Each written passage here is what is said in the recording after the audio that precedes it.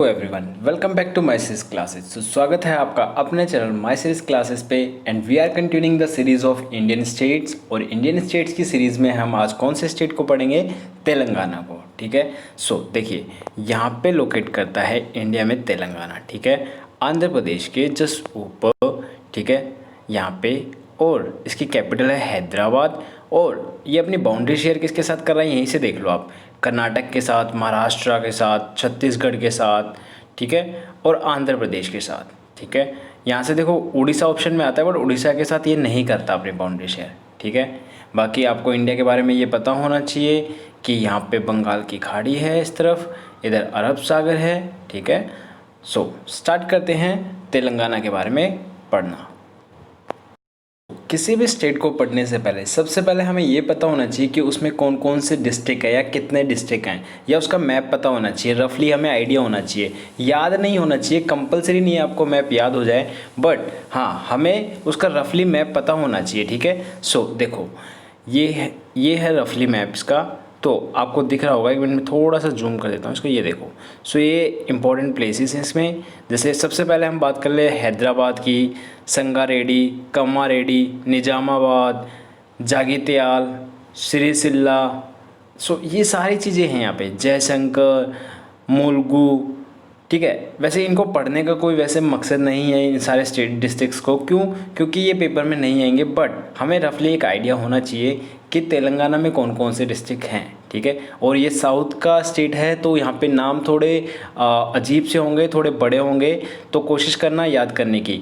यहाँ पे वरंगल है, वरंगल बहुत इंपॉर्टेंट है। ठीक है, और वरंगल शहरी। ठीक है, महबूबाबाद, सूर्योपेट, यहाँ पे मलका जागिरी है। ठीक है, नलगोंडा है। सो ये सारे हैं यहाँ पे इम्पोर्टेंट डिस्ट्रिक्ट्स। ठीक है, आगे बढ़ते हैं, बात करते हैं इम्पोर्टेंट रिवर्स ऑफ तेलंगाना। उसमें आती है जो मुख्य नदियाँ हैं, Bhima river, Godavari river, Krishna river, Manjra river, Pranahita river, Tungabhadra river, Wainganga river और वर्धा रिवर। ठीक है, इनको मैप पे देखते हैं। ये तेलंगाना का मैप है। बाकी आप देख लो आप कितनी रिवर्स को ढूंढ पा रहे हो। ठीक है, वैसे तो इसमें बहुत सारी ट्रिब्यूटरीज दे रखी हैं, जैसे यहाँ पे कृष्णा दे रखी है, डिंडी दे रखी है, हल्ला दे रखी है, मुंशी दे रखी है, मेहर दे रखी है, गोदावरी यहाँ दे रखी है। देखो गोदावरी, ये गोदावरी यहाँ से निकल रही है। ठीक है, सो ये बेसिकली ट्रिब्यूटरीज दे रखी है इसमें, पालेरू, आकेरू। बाकी मैंने मेन रिवर्स आपको बता दी है। बात करते हैं इंपॉर्टेंट नेशनल पार्क्स की। तो देखो, हाल ही में वहाँ पे नेशनल पार्क्स जो हैं, वहाँ पे 3 इंपॉर्टेंट नेशनल पार्क्स हैं। कौन कौन से? Kasu Brahmananda Reddy national park, Kasu Brahmananda Reddy national park, Mahavir Harina Vanasthali national park Telangana में, और मुरुगावनी नेशनल पार्क। ठीक है, तेलंगाना में। अगर इसके साथ अगर आप रिवाइज करना चाहो तो इनको कर सकते हो। नामदफा नेशनल पार्क अरुणाचल प्रदेश में, moulding national park Arunachal Pradesh में, Dibru Saikhowa national park Assam, Kaziranga national park Assam में है, मानस नेशनल पार्क असम में है, नामेरी नेशनल पार्क असम में है, राजीव गांधी औरंगा नेशनल पार्क असम में है। ठीक है, लेकिन अभी हम बात कर रहे हैं तेलंगाना के बारे में। तो अभी हमने 3 ही इंपॉर्टेंट नेशनल पार्क पढ़े हैं। ठीक है, नाम याद रखना, Kasu Brahmananda Reddy national park, Mahavir Harina Vanasthali national park, Mrugavani national park. ठीक है, नेक्स्ट। तो इस मैप में जो डार्क सर्कल है ना, ब्लैक वाले, वो हैं इंपॉर्टेंट टाउन्स, मेन टाउन्स हैं। मेन टाउन्स में हम किस किस को काउंट कर सकते हैं? गाडवाल को, नागर कुर्नूल को, ठीक है, नालगोंडा को, ये सूर्यापेट को, कामयम को, वरंगल को, और रामागुंड्रम को। सो ये क्या है? Important town. बात करें रिलीजियस प्लेसेस की, तो देखो चिल्लीकूर, जारा संगम। सो ये है मेथोडिस्ट चर्च मेडक, बसारा, निजामाबाद किसी और में काउंट होगा। ठीक है, सो जिन पे ये स्क्वायर बना हुआ है वो हैं, जैसे यहाँ पे जैन टेम्पल है। ठीक है, यहाँ पे वरंगल है। ठीक है, सो ये क्या है? ये रिलीजियस प्लेसेस हैं। अगर बात करें टूरिस्ट प्लेसेस की, तो देवरकोंडा, जिन पे ट्रायंगल बना हुआ है, देवरकोंडा। ठीक है, और बाकी आप मैप में देख लो। ठीक है, और नेशनल पार्क में मैंने आपको 3 नेशनल पार्क बता दिए हैं। ठीक है। बाकी वाइल्ड लाइफ सेंचुरीज़ हैं जिनके नाम अभी यहाँ पे थोड़े आपको पढ़ में नहीं आएंगे क्योंकि बहुत छोटे हैं। वैसे अगर आप चाहो तो देखो एक बार पढ़ सकते हो। ये देखो यहाँ पे ऊपर है कावाल वाइल्ड लाइफ सेंचुरी, यहाँ पे है लंजा मदागू वाइल्ड लाइफ सेंचुरी, ठीक है।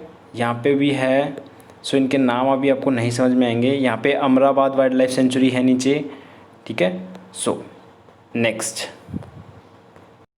अगर फिज़िकल मैप की बात करें तो उसमें हिल्स देख लो। हाल ही में इम्पॉर्टेंट हिल्स कौन कौन से हैं, देखो जगतियाल हिल्स तेलंगाना में, तेलंगाना प्लेटू दिख रहा है आपको, ठीक है। गोलकुंडा प्लेटू दिख रहा होगा, कृष्णा वैली दिख रहा है, नालगोंडा प्लेटू, पकाट हिल्स दिख रहा है ना आपको, अल्पाका हिल्स, ठीक है। सो ये सारे क्या हैं, लोअर मांजरा बेसिन है यहाँ पे, और ये है सतमाला प्लेटू, ठीक है। आपको पता है ये छत्तीसगढ़ महाराष्ट्र इनके साथ अपनी बाउंड्री शेयर कर रहा है यहाँ पे, ठीक है। सो आप सबको पता होगा कि आंध्र प्रदेश और तेलंगाना पहले एक ही स्टेट थे, फिर बाद में ये अलग हुए हैं। तो देखो ये पूरा एक स्टेट था पहले, फिर उसके बाद क्या हुआ, यहाँ से एक लाइन बॉर्डर बन गया और ये बन गया आंध्र प्रदेश और ये बन गया तेलंगाना। आंध्र प्रदेश इधर आ गया, उधर चला गया तेलंगाना, ठीक है। सो ये बात हुई थी, ठीक है। तो इनका क्या हो गया था, डिवीज़न हो गया था। अब बात कर लेते हैं फटाफट कुछ इंपॉर्टेंट फैक्ट्स की। राजधानी हैदराबाद है, सबसे बड़ा शहर हैदराबाद है। जनसंख्या आपको इतना है, क्षेत्रफल 1,14,840 किलोमीटर है स्क्वायर है। जिले 33 हैं। राजभाषा तेलुगु है। देखो इसका गठन हुआ था 2 जून 2014 को। सरकार है तेलंगाना सरकार। राज्यपाल है तमिसलाई सौंदरराजन। तमिसलाई सौंदरराजन 2019 में बने थे। मुख्यमंत्री है के चंद्रशेखर राव। विधानमंडल है द्विसदनीय, विधान परिषद और विधानसभा। विधान परिषद में 46 सीटें हैं, विधानसभा में 119 सीट है, राज्यसभा 7 सीट है। भारतीय संसद में लोकसभा में इसकी 17 सीटें हैं, ठीक है, और राज्यसभा में 7 सीटें हैं। उच्च न्यायालय हैदराबाद उच्च न्यायालय लगता है, ठीक है। अगर डाक भेजना हो आपको तो वहाँ पे कोड है 50। वाहन जो कि वहाँ पे व्हीकल्स होते हैं उनकी नंबर प्लेट पे TS लिखा होता है, जैसे हमारे दिल्ली पे DL लिखा होता है, ठीक है, ऐसे। सो आगे बढ़ते हैं। अगर बात करें तेलंगाना के पहले राज्यपाल कौन थे, तो श्री ESL नरसिम्हा जी थे। तेलंगाना के वर्तमान राज्यपाल, ये अभी मैंने आपको बताया, ये चेंज हो चुके हैं, अपडेट नहीं है। तेलंगाना के राजकीय पशु है चित्तीदार हिरन और तेलंगाना का राजकीय फूल है टेंगडू। तेलंगाना का राजकीय पेड़ है जमिट्री। तेलंगाना का राजकीय पक्षी है इंडियन रोलर। तेलंगाना का क्षेत्रफल है 1,14,840 वर्ग किलोमीटर। तेलंगाना का सबसे बड़ा नगर है हैदराबाद। तेलंगाना की प्रमुख नदियाँ गोदावरी, कृष्णा। इसके अलावा मैं आपको बता चुका हूँ तेलंगाना की सीमाएं महाराष्ट्र, छत्तीसगढ़, कर्नाटक और आंध्र प्रदेश से लगती है। तेलंगाना का प्रमुख कृषि उत्पादन देख लो, चावल, गन्ना, कपास, आम, तंबाकू आदि है। तेलंगाना के प्रमुख पर्यटक स्थल है हैदराबाद की चार मीनार, कहाँ पे, तेलंगाना में। गोलकुंडा किला तेलंगाना में। श्री वेंकटेश्वर मंदिर तेलंगाना में, ठीक है। तेलंगाना के प्रमुख उद्योगों की बात करें तो ऑटो पुर्जा, औषधियाँ, मसाले या मुर्गी पालन आदि, ठीक है। बात कर लेते हैं तेलंगाना के बारे में कुछ इंपॉर्टेंट फैक्ट्स। देखो तेलंगाना का नाम तेलुगु अंगाना शब्द से लिया गया है, अंगाना शब्द, ठीक है, जिसका मतलब क्या होता है, जिसका मतलब होता है जहाँ तेलुगु बोली जाती हो, ठीक है। निजाम 1724 से 1948 से रहे थे। उन्होंने तेलंगाना शब्द का इस्तेमाल अपने राज्य में मराठी भाषी क्षेत्रों से अलग करने के लिए किया था, ठीक है, समझ में आ गया। सेकंड पॉइंट देखो, 2030 ईस्वा पूर्व से 2020 ईस्वा पूर्व तक इस इलाके में कृष्णा और गोदावरी नदी के बीच सातवाहन वंश ने शासन किया था। कौन से वंश ने? सातवाहन वंश ने। फिर 1083 से 1203 तक यहाँ काकतीय वंश, कौन सा? काकतीय वंश। देखो ये इंपॉर्टेंट है, नाम याद रखना, काकतीय वंश ने राजाओं ने शासन किया था। उनके काल को यहाँ का स्वर्ण युग कहा जाता है, गोल्डन पीरियड कहा जाता है इसको, ठीक है। और राजवंश ने वारंगल को अपनी राजधानी के तौर पर स्थापित किया था। बात करें नेक्स्ट पॉइंट की तो देखो 1309 ईस्वी में अलाउद्दीन खिलजी ने जनरल मलिक काफूर ने वारंगल पर हमला बोल दिया। किसने बोला था? जनरल मलिक काफूर ने। और उससे काकतीय वंश के पतन का कारण बना। और उससे क्या हुआ? जो काकतीय वंश था, जो गोल्डन पीरियड चल रहा था, उसका पतन हो गया। और 1687 तक इस जगह पर दिल्ली सल्तनत की हुकूमत रही। किसकी? दिल्ली सल्तनत की। और 1687 में हैदराबाद के करीब स्थित गोलकुंडा पर मुगल सम्राट औरंगजेब का कब्जा हो गया। ठीक है, आई होप सो आपको इतना समझ में आया होगा। फिर बात करें, देखो 1769 में क्या हुआ? निजाम उल मुल्क आसिफ ने, आसिफ जाह निजाम वंश, कौन से निजाम वंश के थे? आसिफ जाह निजाम वंश के। उन्होंने क्या किया? हैदराबाद को अपने साम्राज्य की राजधानी बनाया। ठीक है। फिर 1799 में अंग्रेजों ने निजाम हासिफ जाह के साथ एक समझौता किया। और समझौते में क्या था? तटीय आंध्र निजाम के पास रहे और रायलसीमा क्षेत्र ब्रिटिशों के अधीन रहा। जो तटीय क्षेत्र था, जो समुद्र से लगा हुआ था, जैसे जहाँ पे इंपोर्ट होता था, जहाँ पे से एक्सपोर्ट होता था, सोना तांबा ये सारे, वो तो रहा किसके पास? राजा के पास। और जो बाकी का था रायलसीमा क्षेत्र, वो किसके पास रहा? ब्रिटिशों के अधीन। ठीक है। 1946 तक ये क्षेत्र ब्रिटिश और निजाम के अधीन ही रहा। ये तेलंगाना विद्रोह का साल था। तेलंगाना विद्रोह हुआ था 1946 में। इसी वर्ष इस मांग की नींव पड़ी थी। उस समय यह आंदोलन ज़्यादा दिन तक नहीं चला। ठीक है, उस टाइम भी तेलंगाना की डिमांड हुई थी, बट उस टाइम ये ज़्यादा दिन तक नहीं चला। ठीक है। फिर 1947 में भारत के आज़ाद होने के बाद हैदराबाद के निज़ाम ने भारतीय संघ से मिलने से इनकार कर दिया। देखो, ये हैदराबाद के निज़ाम आपने हर जगह पढ़े होंगे, ये विलय को तैयार ही नहीं थे। ये फिर इनको मनाया था किसने? हमारे सरदार वल्लभ भाई पटेल, जो कि जाने जाते हैं, जिनके जन्म दिवस पे कौन सा दिवस मनाया जाता है? नेशनल यूनिटी डे, राष्ट्रीय एकता दिवस। ठीक है। उन्होंने इनको मनाया किस तरीके से? और सरदार पटेल को आग्रह को भी ठुकरा दिया। ठीक है। ऐसी स्थिति में भारत सरकार ने सेना भेजकर हैदराबाद रियासत को 17 सितंबर 1948 को भारतीय संघ में मिला लिया। क्योंकि ऐसा कहा जाता है कि सरदार वल्लभ भाई पटेल ने बहुत से, मतलब सारे जितने भी प्रिंसली स्टेट्स थे उन सबको मिला लिया। 512 कुछ प्रिंसली स्टेट्स थे, उन सबको मिला लिया, लेकिन 3 रह गए थे लास्ट में। ये हैदराबाद के निजाम रहे थे, एक मैसूर के रहे थे, वो नहीं माने थे, उनको युद्ध करके फिर भारत में शामिल किया गया। नेक्स्ट 1953 में क्या हुआ? देखो, राज्य की सीमाओं का निर्धारण के लिए राज्य पुनर्गठन आयोग बनाया गया। ठीक है। आयोग का पैनल नहीं चाहता था कि भाषा होने के बावजूद, एक ही भाषा होने के बावजूद आंध्र प्रदेश और तेलंगाना को मिलाकर एक कर दिया जाए। ठीक है। नेहरू के दखल के बाद राज्य पुनर्गठन अधिनियम के तहत तेलंगाना और आंध्र प्रदेश को 1 नवंबर 1956 को एक कर दिया गया। ठीक है। क्यों? क्योंकि इनकी लैंग्वेज भी एक थी, तो ये चाहते थे कि अलग वो ना बने। ठीक है। फिर 1 नवंबर 1956 को आंध्र प्रदेश राज्य बनाया गया, जिसकी राजधानी हैदराबाद थी और तत्कालीन राजधानी हैदराबाद शहर को बनाया गया। तब नेहरू ने कहा, इस शादी में तलाक की संभावनाएं बनी रहने दी जाए। मीन्स इसका मतलब क्या हुआ कि ये कभी भी अलग हो सकते हैं एक दूसरे से। बात करें 29 नवंबर 2009 की, को चंद्रशेखर राव के नेतृत्व में TRS पार्टी है, ये अनिश्चितकालीन भूख हड़ताल शुरू करते हुए तेलंगाना गठन की मांग की। उन्होंने भूख हड़ताल स्टार्ट करी और इन्होंने तेलंगाना के गठन की मांग करना स्टार्ट कर दी। केंद्र सरकार पर बढ़ते दबाव को चलते 3 फरवरी 2010 को पूर्व न्यायाधीश श्री कृष्ण के नेतृत्व में 5 सदस्यीय एक समिति का गठन किया गया। समिति ने 30 दिसंबर 2010 को अपनी रिपोर्ट केंद्र को सौंप दी। आखिरकार तेलंगाना ने भारी विरोध और चुनावी दबाव के चलते 3 अक्टूबर 2013 को यूपीए सरकार ने पृथक तेलंगाना राज्य के गठन को मंजूरी दे दी। 2 जून 2014 को तेलंगाना देश का 29वां राज्य बना और चंद्रशेखर राव ने इसके पहले CM के तौर पर शपथ ली। ये थी तेलंगाना की पूरी हिस्ट्री अब तक की। ठीक है। आई होप सो आपको बहुत अच्छे से समझ में आया होगा। ठीक है। मैं बहुत जल्दी बोल रहा हूँ क्योंकि वीडियो बहुत बड़ी हो जाती है, बट आपको समझ में आ रहा होगा। ये एक पूरी स्टोरी टाइप है, तो इसको मैं इसी तरीके से लेके आया हूँ ताकि आपको समझ में आ जाए। ठीक है।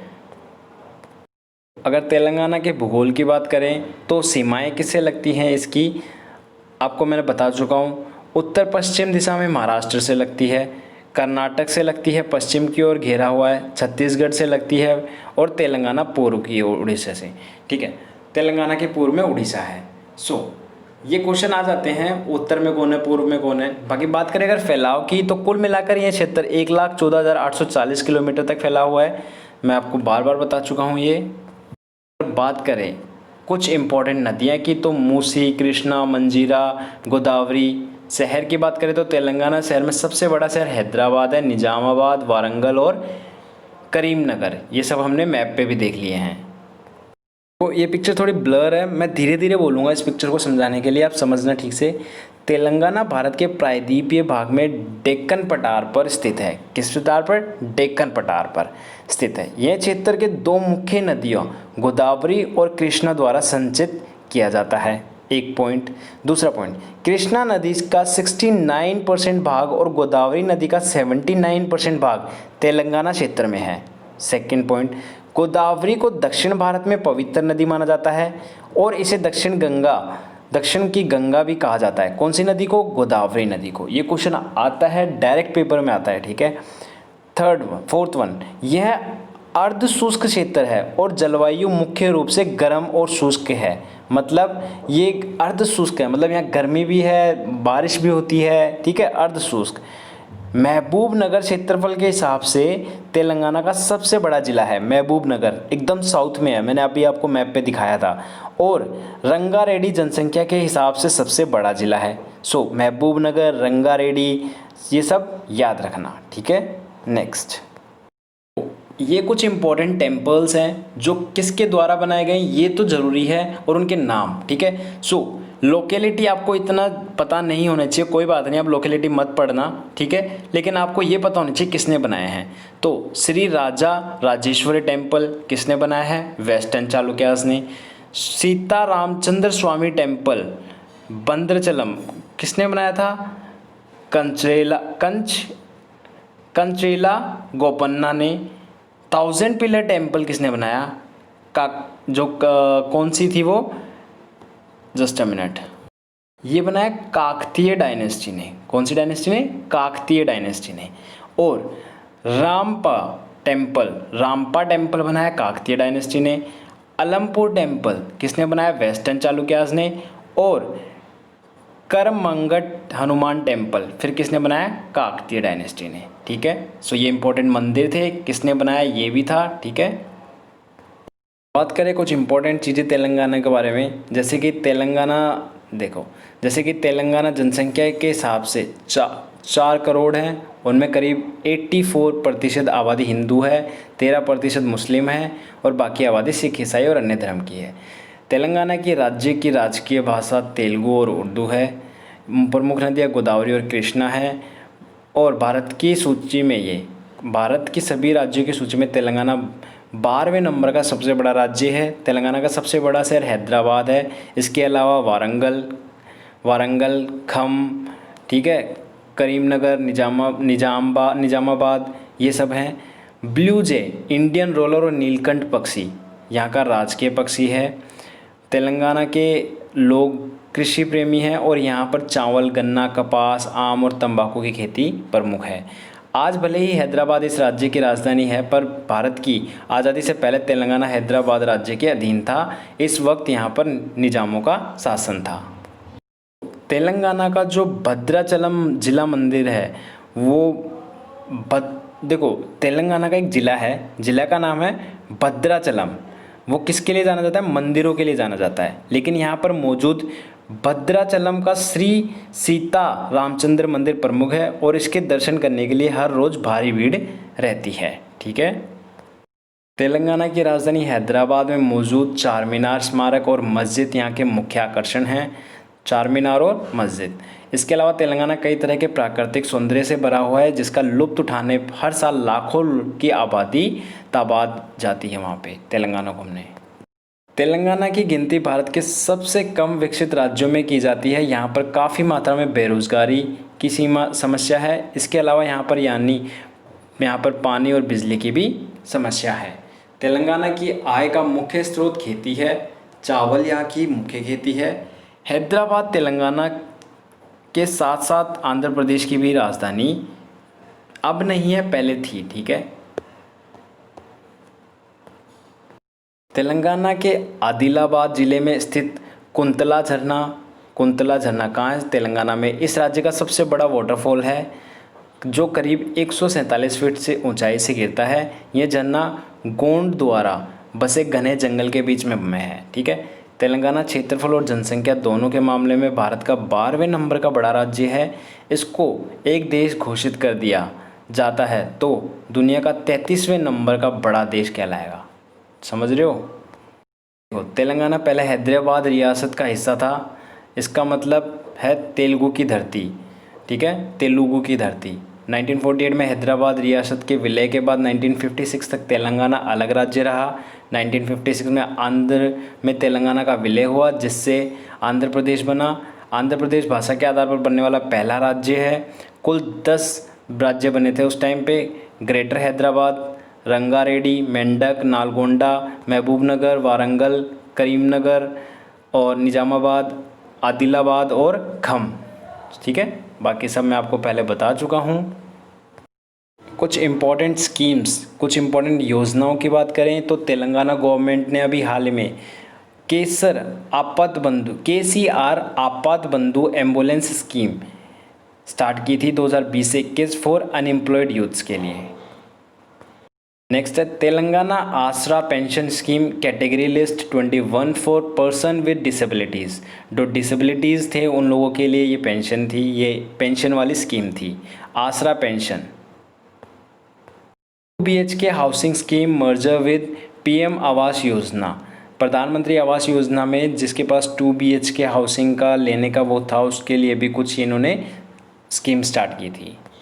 तेलंगाना आसरा pension scheme, pension amount doubled for all beneficiaries. उन्होंने हाल ही में वो जो आसरा पेंशन योजना थी वो जो अमाउंट मिलता था उसको डबल करा था। फाइनली हमारा लास्ट टॉपिक रह गया है, कुछ इंपॉर्टेंट डैम्स डिस्कस करते हैं तेलंगाना के। नागार्जुना सागर डैम,